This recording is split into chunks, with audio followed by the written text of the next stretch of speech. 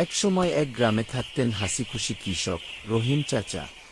চাচা, আজ কিন্তু আমাকে ভুলবেন না। কখনো না টুকটুকি। হঠাৎ কিছু একটা শক্ত জিনিসে নাংলে আটকে গেল। রহিম মাটি খুঁড়ে দেখে সোনার দানা। ওহো, চাচা চাচা, এটা তো সোনার দানা। কারো জিনিস তো নিতে পারি না, এটা গ্রাম প্রধানকে দেব।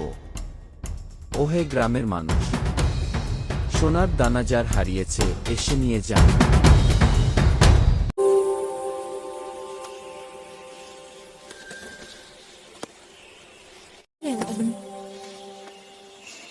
3 দিনেও কেউ দানা নিতে এলো না। রহিম, তোমার সততার পুরস্কার, এই দানা এখন তোমার। আলহামদুলিল্লাহ, কিন্তু আমি এটা শুধু নিজের জন্য রাখব না। বাড়ি ঠিক করছে, নতুন জমি নিচ্ছে,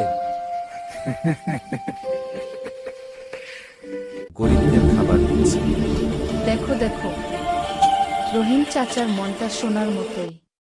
সততা কখনো হারায় না, একদিন পুরস্কার অবশ্যই আসে।